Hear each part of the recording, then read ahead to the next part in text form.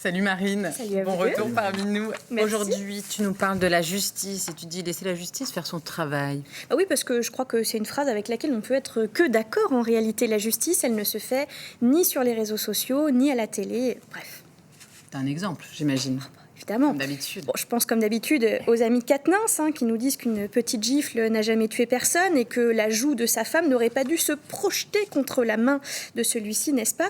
Mais le code pénal, lui, n'est pas tout à fait d'accord. Et ça tombe bien parce que normalement, la justice, ça se rend avec un code pénal, pas avec son avis personnel. Mais on va voir que c'est pas tout à fait vrai. Ouais, Marine, ce soir, tu voulais donc nous illustrer en quoi l'idée de laisser faire la justice son travail n'est pas opérante. Oui, je vais retirer mes lunettes parce que je vais m'énerver un peu. Alors, à ce jour, 36 femmes ont été féminicidées par leur conjoint ou ex depuis le 1er janvier.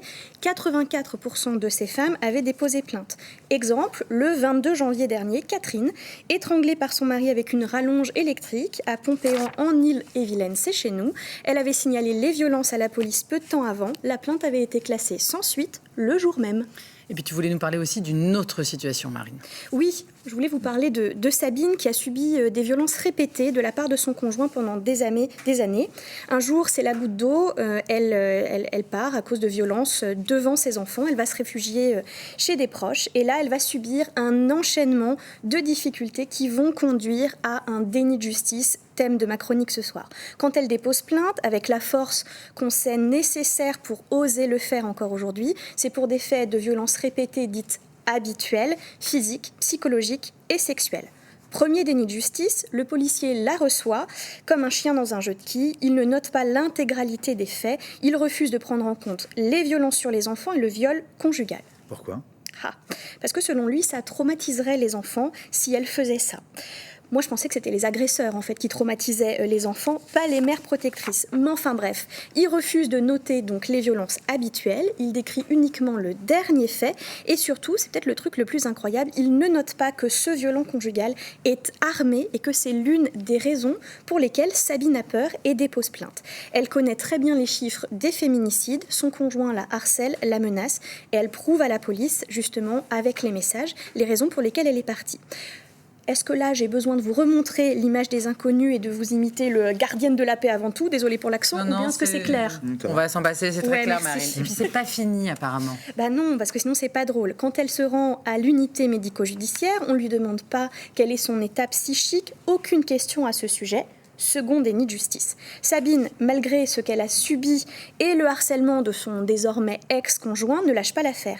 Elle va recontacter le policier qui l'avait auditionné, entre guillemets, pour la plainte. Elle va lui demander des modifications et une mesure de protection pour elle et ses enfants. Là, il s'agace, après elle, et il refuse pour 2 raisons.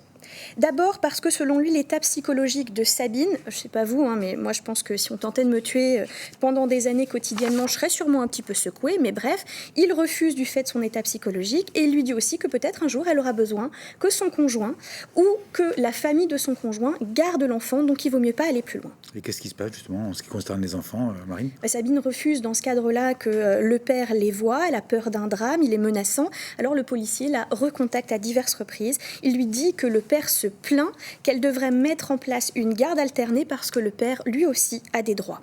Ce policier va la rappeler plusieurs fois pour lui intimer littéralement l'ordre de laisser le père voir ses enfants. Bon, après tout ça, Marine, comment conclure ?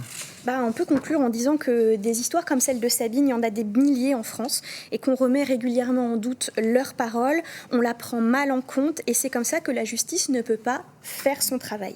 Alors après ce mois de mars bien fourni, je voulais dire que quand je vois tous les événements de journée de la femme qui fleurissent partout, et c'est là que ça m'agace, alors que s'égrène chaque jour le compteur macabre, je le rappelle, 36 femmes, violences conjugales, féminicide, oui ça m'agace vraiment. Le yoga, désolé, ça sauve pas les femmes qui subissent des violences de genre. Seule la police et la justice peuvent le faire et donc on ne peut que leur demander une chose, oui, faites votre travail. Merci Marine, tu nous avais manqué.